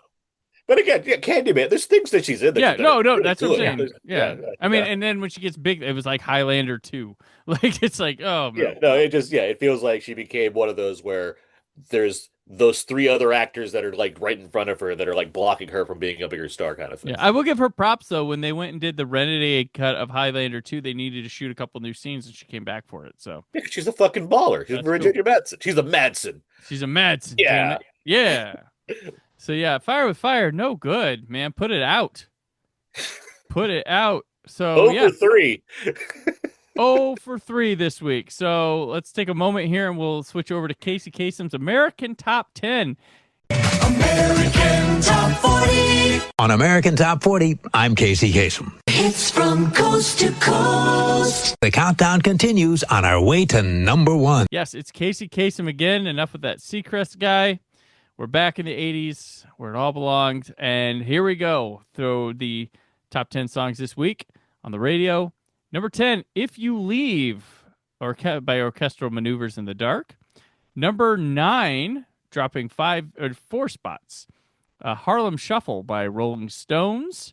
Number 8, jumping into the top 10 this week, Bad Boy, Miami Sound Machine featuring Gloria Estefan. Number 7, Take Me Home by Phil Collins. Number 6, Your Love by The Outfield. Number 5, What Have You Done For Me Lately, Janet Jackson. And number 4, Why Can't This Be Love by Van Halen. This is Van Hagar. This is their first single with Sammy Hagar as the lead singer of Van Halen. Their best singer? Oh, there you Is go. that what you said? I think you said that under your breath. It's exactly what happened. Agreed. There we go. Number 3, The Greatest Love of All by Whitney Houston. And number 2, Addicted to Love by Robert Palmer, who you'll remember Scott praised for when the show Lost made a commercial set to that called Addicted to Lost. Thank you for reminding me of that travesty. That's a random deep cut. That's a random deep cut. It was a Super Bowl commercial. It was a Super Bowl. I had forgotten about that. But really funny. Thank you. I believe Scott said, this is the type of thing where you hype up a show and tell your friends how cool and great it is, and that's the first thing they see about it. It's so At least everything's cool with Evangeline Lilly now. Yes. She's retired. Maybe we can have her come on the show. Yeah. I'm sure she'd love that. There we go. Yeah. All right. And number 1, jumping into number 1, it was number 2 the previous week. So Addicted to Love dropped 1 spot. This moved up 1 spot. West End Girls by Pet Shop Boys. Oh. Yeah. Of note, in the UK, Rock Me Amadeus by Falco hit number 1 this week on the UK charts. Amadeus. Yeah. So also, if you are more interested in deeper dives on the music, Fridays on this series, there's a music video companion series where guest and I will talk of the music video and, song and stuff for one of the singles in the top 10. So as always, Mondays and Fridays here for Summer of 86 at 40. So we'll now move on to our main film this week. Is about a girl who lives in Oregon, the West End of the United States. No. That is playing in 1,033 theaters. Short Circuit. A comedy adventure from the director of War Games. It was designed to do jobs no human would risk. But something unexpected has happened. Something wonderful. Why don't you come on in my house? Nice software. Number 5 is alive. Ali Sheedy and Steve Gutenberg in Short Circuit, rated PG. Starts Friday at a theater near you. Directed by John Badham, his follow-up to American Flyers, which is breaking away exploitation. Written by S.S. Wilson, Brett Maddock, and an uncredited Jay Tarses. Jay Tarses of Muppets Take Manhattan and plenty of TV sitcoms. Starring Ali Sheedy, Steve Gutenberg, Fisher Stevens, Austin Pendleton, G.W. Bailey, and Tim Blaney as the voice of Number 5. The composer of this is the Academy Award winner, David Shire. He had it before making this movie. Shot by Nick McLean, who did a lot of Burt Reynolds movies, Staying Alive, the sequel to Saturday Night Fever. The Goonies. He goes on to do, after this, Spaceballs and Mac and Me. And then lots of TV, including 99 episodes of Friends and 35 episodes of Joey. Ooh. Also served as camera operator on Brian De Palma's Obsession, Marathon Man. 35 episodes of Joey? Just 35 episodes of Joey. So he's a camera operator on Obsession, Marathon Man, Exorcist 2, Heaven Can Wait, Close Encounters, Deer Hunter, Being There, more Burt Reynolds movies, The Right Stuff, and Cobra. And the writing team for this had written for the cartoon show Mask. And they go on to do Batteries Not Included, Tremors, Ghost Dad, Hearts and Souls, which we talked about in the summer of 93 at 30, and Wild Wild West, Jim West, Desperado. This movie is about number 5 of a group of experimental robots in a lab is electrocuted and suddenly becomes intelligent and escapes. And I believe we're on Scott for Short Circuit, the funniest movie of 1986. So far. I mean, well, Fire with Fire was pretty funny. I had seen this in a theater. Which, by the way, am I the only one old enough to have seen any of these films in theaters? This week, yes. I mean, there's a version of me that could have seen these movies in theaters. I'm 4 years old at this time, so I being taken to movies, but I saw Short Circuit on VHS. As I understand it, the first movie I was taken to is Land Before Time. The first movie I remember is Batman. So fair. My first movie theater experience that I remember was a drive-in showing of Superman 3. My first theater experience I remember is Muppets Take Manhattan when I was 4. Followed by The Last Starfighter, which for whatever reason scared the crap out of me. Mark Hamill. But yes, exactly. I did see this in theaters when I was 6 years old, and this was when I was sort of first becoming into movies, if you will. And I don't remember anything other than just I'm 6 years old. It's fine. I actually remember more about the sequel that came out 2 years later that sort of did the Crocodile Dundee in reverse, and it's where now he goes to New York City or whatever. Watching this again, holy shit, this movie's fucking terrible. Yeah. I mean, I'm not going to find out because life is short. And if someone else wants to take one for the team, by all means. But watching this, I'm thinking, this might be worse than Mac and Me and Howard the Duck. I'm not sure. It's got less personality. Yeah, it's just there's less there. I mean, those are not good movies. Don't get me wrong. But Howard the Duck, for one thing, has production values. And Mac and Me is just fucked up insane.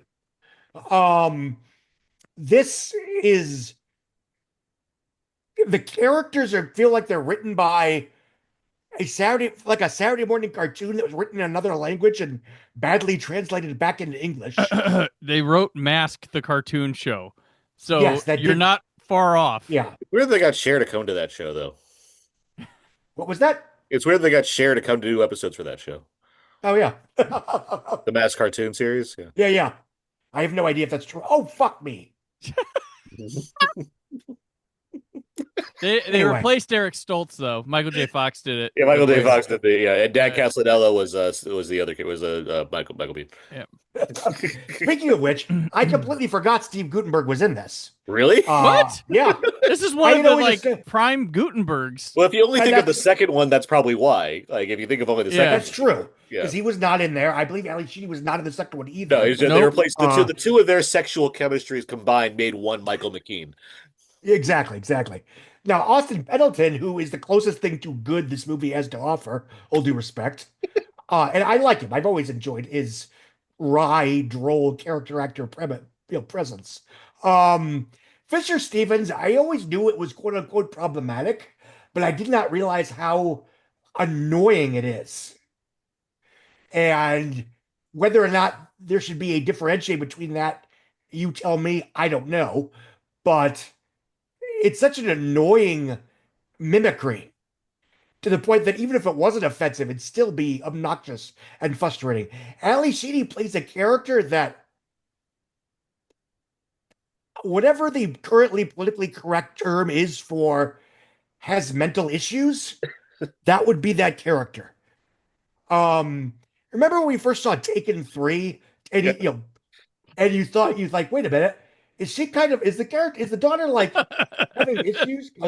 No, that applies to Taken. That applies to Taken, where my whole recall of Taken is the idea that the way Liam Neeson treats Maggie Grace, who's well into her 20s in that movie, it's like, does he think that she's 13 years old, or is she just developmentally stunted and that she thinks she's 13 years old? Because either way, she's like she gets like a pony, and like Liam Neeson wants to get her like a karaoke machine from a local pawn shop and says, "This is what all the big stars use." Like, how old is this girl?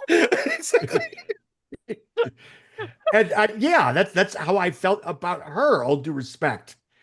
And she is directed to act all of her scenes with all the subtlety of Arnold Schwarzenegger and Batman and Robin. And again, I will assume that's not her because she's been good in many other things. She must have had a good time on War Games and got back together Yeah, with that's Adam. the other thing. It's like he is a generally interesting director, and I can name a dozen of his films that are good and or exceptional. Exceptional is kind of it, but you know what I mean. He's got an interesting career, yes. Yeah. I like The Hard Way more than whatever. You get the idea. So knowing this film had a reputation as one of those weirdly nostalgic, iconic pieces of 80s pop culture, I was honestly unprepared by how slight and terrible it was. And I will let somebody else fill in the details because holy shit, what a piece of garbage. It's terrible. But it's Aaron. It is weird how like spread out the movie is, because if you just tell someone Short Circuit and they vaguely remember it and they're just like, yeah, the movie with Johnny Five, it's like, that's the movie, but there's also like Johnny Five goes on the run. He meets a woman who believes he's an alien for way too long. Yeah, like, what the hell? There's also Steve Guttenberg and Fisher Stevens, and so again, if you go back to them, they're like Johnny Five and the white guy playing the Indian, right? That's the movie. Sort of, but there's also 4 other subplots that I still haven't even got to yet. Like there's so many. It's weird how like spread out this movie is for a film that should like be a simple high concept of a robot gains sentience. Like that's it. That's the movie. And they're doing E.T. with a robot. That's like, yes, like that's ostensibly what it's riffing on, but like the log line is, what if a robot gained life, right? What if it became wanted to become more human or whatever? And it's like, why can't you just tell that movie? Why do we need like justifications and the government coming after it to like do all these things? Like, can't just like a couple of guys in their like basement like make a robot and then it comes to life? Instead it's like a government project and there's all these things and Ali Sheedy for some reason. And it's like, why is this so complex? But also, it's a comedy? Why aren't there jokes? Also, any number of things I could add to this, because the movie is like a bunch of nonsense thrown together by a director who knows better with actors who should know better. And it's like, oh boy, this is a real... It's amazing that there's a sequel to this movie, for one thing. Yeah. The sequel's far more interesting to talk about because it's the one that has... It's the Under Siege 2 of Short Circuit movies. Like, the first one, it does the thing. The second one's like, here, now we're cooking. But this movie... I didn't grow up watching the good police academies or any of them, so I don't have like some soft spot for Gutenberg. I think Gutenberg seems like a perfectly nice person in real life. I never hated him on screen. He just doesn't do much for me. Even at like 3 Men and a Baby, I'm just like, yeah, all right, there's the Goot. Good for him. So like watching him here, it's not like he's the guy that comes in and saves this thing. He's just like, oh, yeah, there's Gutenberg, I guess, being an '80s star. And then Fisher Stevens, I'll say this. Like the what I can appreciate about the film is that it doesn't like go out of its way to make jokes based on the fact that this is an Indian man. It doesn't do that. It doesn't always get away from the fact that because he says things with an accent, other characters can't react to that in some way. There's a little bit of that, but the movie isn't mean to him based on his ethnicity, even though it's played by a character that's not that ethnicity. There's a whole other issue to go on as far as casting Fisher Stevens to begin with, which you can argue is like, well, there weren't Indians in Hollywood, so how can you cast them? It's like, well, find one. Like that's like, what are you gonna, but like, uh, and I like, and you can read into this. There's plenty of like talk about this character. I know Aziz Ansari and Fisher Stevens had like a famous interview where they like went over the idea of like how he feels about that years later, what have you. And there's there's nothing inherently mean about it beyond the fact that it exists. And that's something I can almost give a pass to, except the movie's garbage. So it's like, who cares? Like it's so if that I guess it made enough money, so that's a sequel. And they're like, the things we want back are not the biggest star of the '80s, Steve Gutenberg, but the random guy we don't know playing an Indian character. But outside of all of that, yeah, there's just nothing like the Johnny Five character. I think the Johnny Five character is fun. I'll put that. I'll give that. Like the Johnny Five character is like enjoyable. It's put into ridiculous situations, which is a weird thing to say when two exists. But the Johnny Five character, I don't like if we're gonna basically create new IP, literally, like that sits not up on the top tier with ET and other like I don't know, Harry from the Hendersons, any number of like and me joins the family kind of characters, but I don't mind him. I don't mind Johnny Five or number The five guest. becomes Johnny Five. The Guest. the guest. So that's like that one element that they should have to get right. The damn robot, they get it right basically, but otherwise this movie's nothing. It's a garbage film. That's one of those things that people from that like '80s nostalgia pretend is good, but it's not. Yeah, I went back to this. I hadn't seen Short Circuit since I was a child. Like it's not one I went back to. I was like, oh, let's check it out. And I remember watching as a kid and enjoying the robot. And I remembered Fisher Stevens and Steve Gutenberg and Ali Sheedy, but like this was not the movie I remembered at all, or could have. If you'd have asked me what it was about, this wasn't it. I was like, what? There's other Johnny Fives here? He's like, well, he's a killing machine? Okay. He doesn't look like something that would be intimidating, and neither do they. It looks like They'll never see him coming. Right. He looks like the Nintendo Rob character that came out the year before. Grown up, and then like we'll talk about robots in a few weeks in a Stallone movie because there's a weird scene.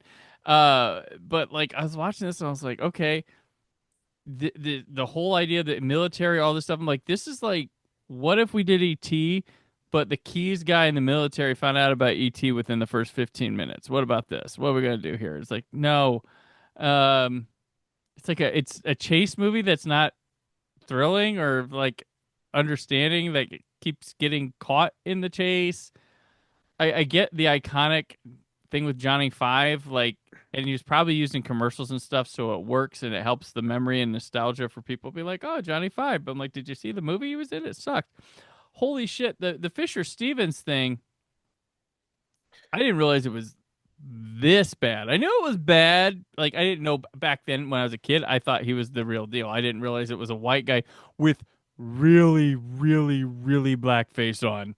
I didn't like the makeup. I was like, oh my God. Like they didn't just go a couple shades. They really the bottle. Yeah. Oh, like holy crap. And he's doing it because I remember people being pretty convinced of that performance with him, but yeah, woof. But I found I was doing some digging stuff, and apparently this role was written as a white guy, and then they cast Bronson Pinchot for it, and so they decided they're gonna like, oh, Balky, let's make it a little more ethnic for Pinchot, and then Pinchot had a drop. Stevens came on, they're like, okay, we're gonna rewrite. He's like, no, let's do this. And then he goes to India and studies. He's like, we're gonna do it, and then they vote it even more ethnic for it. So time heals all wounds. That is fascinating. So he pushed for it. Yeah, because in a vacuum, you can kind of defend like he's a working actor. It's a job. You know, you take what you can get, blah, blah, blah. Mm-hmm. But the fact that he is the guy that said, I want to do this and more, whatever. It's been 40 years. But it's like, I mean, I'm not defending this. I'm giving historical context. But it used to be a thing where an actor wanted to prove themselves by playing a different ethnicity. That used to be, oh, he's playing a, I mean, it's crazy. No one talks about Alec Guinness and Lawrence. Yeah. Does that come up, or is that movie just like sacred? It comes up a bit, but like it's a mix of it's that old and it's that regarded, so it's like it's not as big of a thing. Like Ten Commandments is another one, obviously. Yeah. I mean, like so it's in a certain kind of realm where it just doesn't like affect the movie at this point. But Short Circuit, yeah. But Michael Parks in Kill Bill Volume 2. Like, I think the cartoon absurdity of that movie kind of negates that aspect. And also, I don't think enough people are just paying attention, frankly, to realize that they True. But like, yeah, but it used to be like, hey, I want to learn an accent. I want to portray, because acting is supposed to be this, like, I am not myself. I'm trying to become these other things. Yeah. There are Orson Welles and Charles Heston and Touch of Evil. I mean. Right. Yeah. There are lines that you should not cross and never should have been crossed too. But this was the idea that audiences were like, oh, let's see him play this. But because we never had an abundance of the opposite way around, we can't really, it's always been white people jumping into this, or white British person playing a, United States North American person or something like that. There's a whole conversation we could be having about blackface and the appropriation and various things that make one side far more of a the only reverse way we have, the only comparison we have is white chicks and an Eddie Murphy SNL sketch. That's all we have, which we've talked about on this podcast. And, right. And there's arguments of why that movie has not only a cult audience but other people that favor it for reasons that are regarding it, that dig into why it's about taking things back or what have you. Right. This movie, what gets me about Short Circuit is there's a fucking sequel, and they're like, him stays. This movie has legitimate. It has legitimate movie stars in it, and they're like, who do we keep for the next one? The Indian guy. I assume the other two said fuck no. No, I'm sure they said no, but at the same time, just the idea of being like, we need more adventures of Johnny Five. Should we get rid of all of the characters? Well, two of them said no. Well, since two of them who were friends with this other one said no, clearly we can just wipe the board clean. No, we're going to keep the Indian guy. That makes sense to us. That's a good idea. We're going to pay more money than we would need to if we just got a fresh new cast and to keep him on board. That's nonsense to me. That is insanity. It's... You can find Johnny Five in the trash with a whole new cast. Michael McKean and get fucking Christopher Guest making a fucking laugh riot with those two. Yeah, now. They replaced grumpy old Harry Shearer with Johnny Five. Instead, they're like, no, we're keeping Fisher Stevens on board. Yeah, well, I mean, so audiences will revolt if they don't have more Fisher Stevens in this movie. Right. So in the time they would have been making Short Circuit 2. Steve Guttenberg is doing High Spirits and Cocoon: The Return, and he's then doing real movies. Yeah, and then Ali Sheedy's doing She's Having a Baby. Oh no, she's uncredited. And is she uncredited? Is she having a baby? Yeah. So it looks like she's taken almost a year off in 19. She's career isn't exactly gonna be booming after this era. So. Yeah, she like Gutenberg disappears when 1990 the clock hits on on that. I mean, Steve Gerwig, like really, like he has a couple 1990, like his last hurrah was 1990, where he had "Don't Tell Her It's Me" or "The Boyfriend School" as it's also called. Let's not. And 90, Three the Men big, and a Little Lady. well, 95 gives us the big green, and then 97 gives us Casper, a Spirited Beginning. But let's not get into that. Oh yeah. And Zeus and Roxanne, of course. Who could forget? But yeah, this movie, like, it's so like. There's a moment where they have Johnny Five doing the Saturday Night Fever Travolta moves, and it's like Badham calling back on himself and be like, "Remember when I made good movies?" Like he plays it on the TV, yeah, he like throws it on there, and it's like, no. It's like when Michael Bay references his own movies in his movies, and be like, "See, I get it, I understand." I will argue that Johnny Five, I was rooting for the government. You're in for the government to box up their murder robot? Yeah, it seems like a good idea. Well, I mean, to destroy the murder robot, because good God, I found it incredibly wrong. annoying. Yes, obviously. Oh, I just mean it was just annoying as fuck. This isn't like the Iron Giant where it's like, I really want this robot to get away and choose not to be a gun. Like, no, fuck this Johnny Five. I don't give a shit if he's alive. I want him to be unalive. I wasn't annoyed by Johnny Five, but I do feel like it's a liability that the government is responsible for. Oh, no. I don't mean in terms of like, more of the plot. I just found him fucking annoying as all hell, and I wanted him to get blown up. Damn. And this is another movie, and I don't want to get too navel-gazing here, but, 80s, 90s, whatever. It always impresses me, no matter what movie it is, no matter who the lead character is, whether it's a duck, whether it's a robot, whether it's whatever, there always has to be an opportunity for the male-coded protagonist to rescue the female lead from some kind of sexual menace, no matter what kind of fucking movie it is.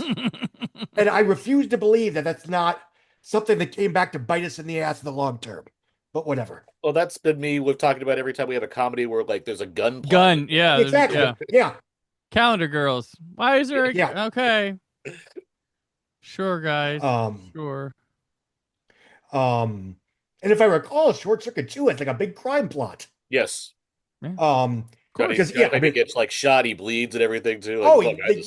And the big climax is he gets the absolute shit kicked out of him. So he becomes like a punk rock robot and kills people or something. Sadly, no, that would have been cool, but no. A lot of times, a punk rock robot at some point.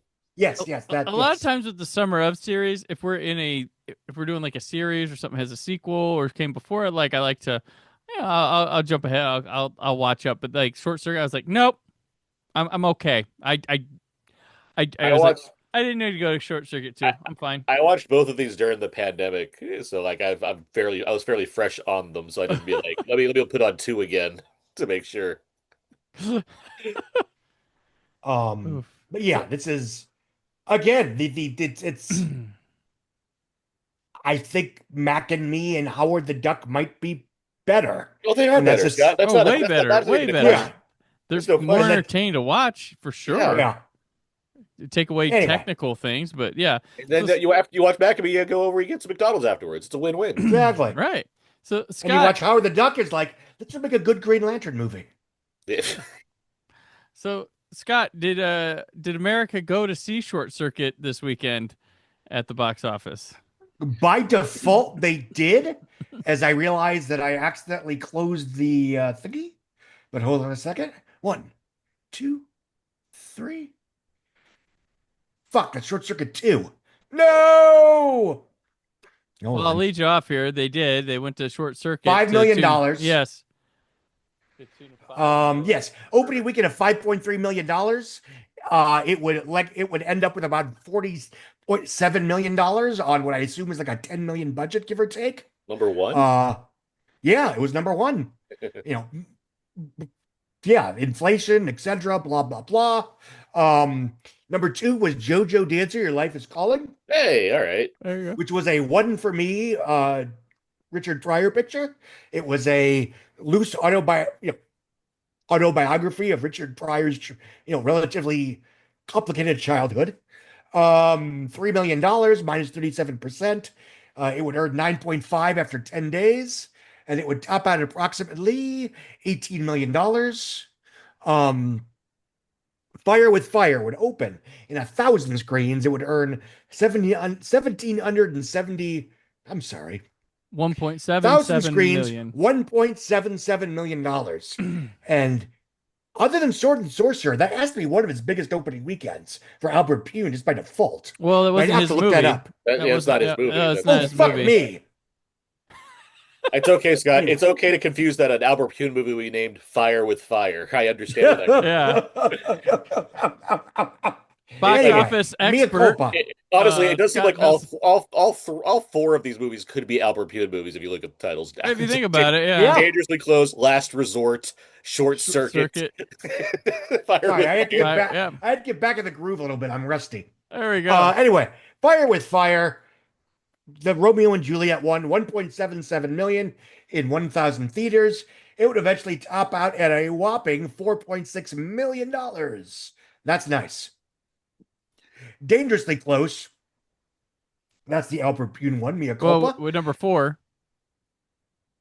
Blue City, There which you go. fuck I know nothing about. What is Blue City? Probably a cop movie, right?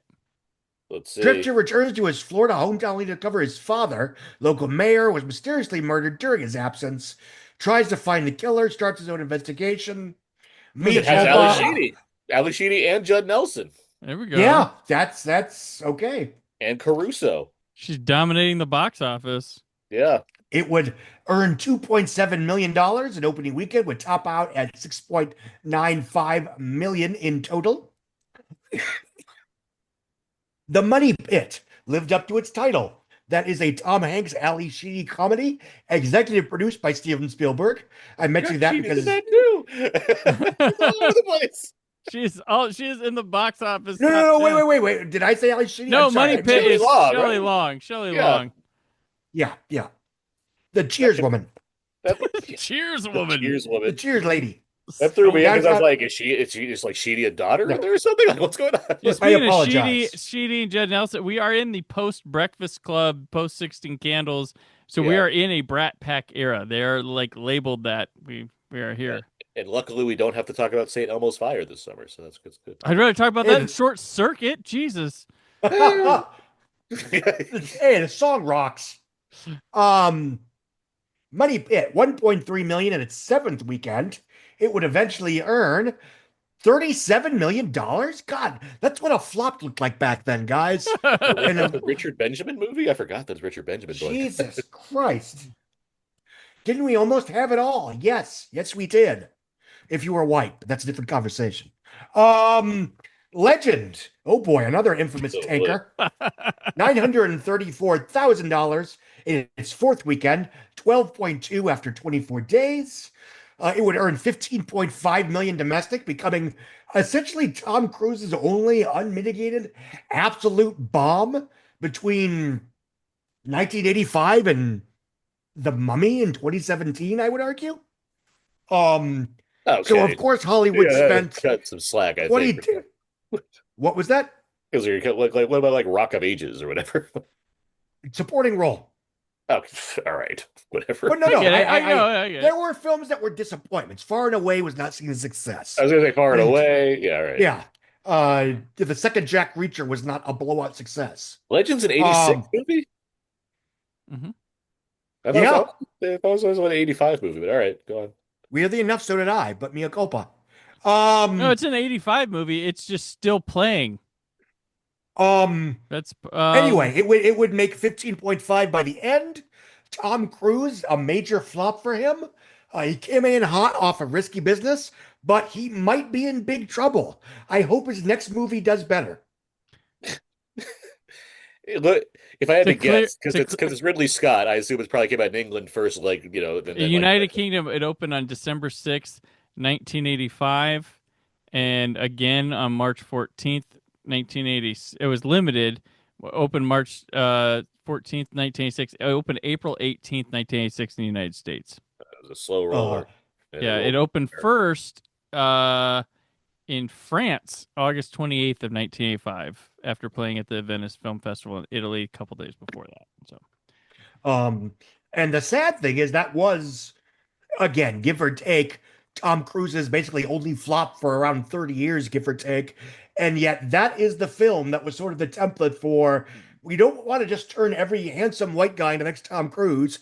We want to keep casting him in legend over and over and over and over again. And we wonder why we have no new movie stars. I mean, you say that now, and it's like we actually kind of have a couple new movie stars lately, which is nice. We're getting there. We're getting there. I have hope. Anyway, Dangerously Close. Did I skip Dangerously Close? What the fuck? No, we just had to back up to go to some other ones. Oh, okay. Dangerously Close, 1.18. Yeah, I already did that. Who cares? Wise Guys, $848 million. Crime comedy. De Palma, Joe Piscopo. Yes. Movie star Joe Piscopo. Yep. Yes. I mean, even in the 80s, we made fun of him. Although he had wonderful chemistry with Eddie Murphy on SNL. Strangest thing. And he's fun in Johnny Dangerously. Yeah. That's about it. Yeah. That would do 8.5 million in total. Critters in its fifth weekend would earn $818,000. That film would eventually top out at 13.1 million from a 1.6 opening weekend, by the way. That's interesting. Where do they come up with this stuff? And of course, it would eventually spawn several sequels, one of which starred a relative unknown who would go on to star in such films as What Eating Gilbert Grape and The War Room? No, not The War Room. What the fuck was the one he did with De Niro? Marvin's Room? Marvin's Room, that's right. War Room. Anyway, and then he did nothing else ever again. That's he's the star of Critters 3. Yes. Yeah. Gung Ho, Michael Keaton picture. Comedy about the struggles of an American auto plant trying not to get steamrolled by the Japanese because it was the 80s and that was a thing. $800,000. It had $33 million in after 9 weekends. It would eventually top out at $36.6 million from a $7 million opening. Because again, this is what small scale comedies did. I don't even want to do the inflation, but it's probably at least 3 times that, like $25. And that is the end of the top 10. We wanted me to keep going? Well, I got Last Resort made $204,000. Oh my god! I had to dig. It's not available in the numbers and stuff. I had to find a number that was the one I came up with. It broke even. Oh, that's what it made opening weekend. So I don't know where I can throw it where it would place, but yeah, that's where I had it. But yeah, no, that's good. The top 10 were fine because all of them. Once we get a little bit farther, and these are movies that we're not week 6, and I don't know what the opening weekend is. I'll be a bit more on the ball. Like Critters in its 9th weekend. I don't know what it opened to. We know it was profitable. I mean, it was. Yeah, it made 3 or 4 of them. Yeah. Speaking of which, same thing with number 11, Police Academy 3, which eventually would earn 43.5 from a $9 million opening. I don't know if that's the biggest of the Police Academy movies, but that's certainly the first one that I remember, and sort of for me felt like the prototypical entry in the series, at least in terms of its sequels. And then Gutenberg does one more of those, and then he's is in he in 5? I think 4 is when he left. 4 and 5. Oh, he's in 5. Yeah, because 6 has somebody else that's very obviously the Gutenberg replacement. Right. And what's weird is that 6 is almost well made. It's actually attempting to be a skillful crime drama. It's not, don't get me wrong. But anyway, weird. City Under Siege? City Under Siege. No, because does Gutenberg leave in Miami Beach? Is that the one? He might. No, he's not in that one.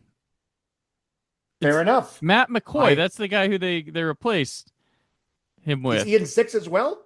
He probably is. Whatever. I have not watched those movies in a very long time. Yeah, that's one short circuit that I'm probably not going to go back to unless it's in this retrospective. But man, we loved them back then. We loved them back. Did we? I rented them and left. Even as a kid, I sort of Hightower ruled, man. Enjoyed them, but speaking of which, why the fuck is Hightower in this movie? Wait, not Hightower, the other one. The annoying boss guy. Oh, yeah, he's in Short Circuit as well. Yeah. Commandant Lassard is Which in... is very confusing to me. Yeah. Very interesting. But anyway, that'll do it for our first week of the summer of 1986 at 40. Till next week, where can people keep up with you, Aaron?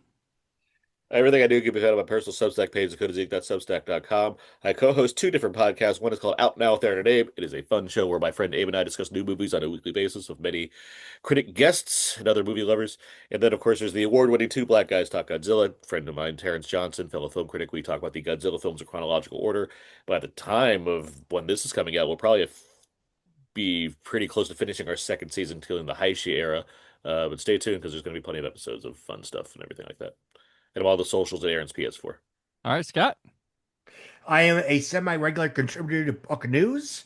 I also write, run, and maintain the Outside Scoop for Substack. I do a weekly podcast called the Box Office Podcast with myself, Jeremy Fooster of The Wrap, Lisa Lehman, freelance contributor, and usually a 4th or 5th chair involving people that are box office scholars and or film scholars that are younger, cooler, and more culturally relevant than me. And we talk about what happened the previous weekend. It can be found anywhere podcasts are sold or found.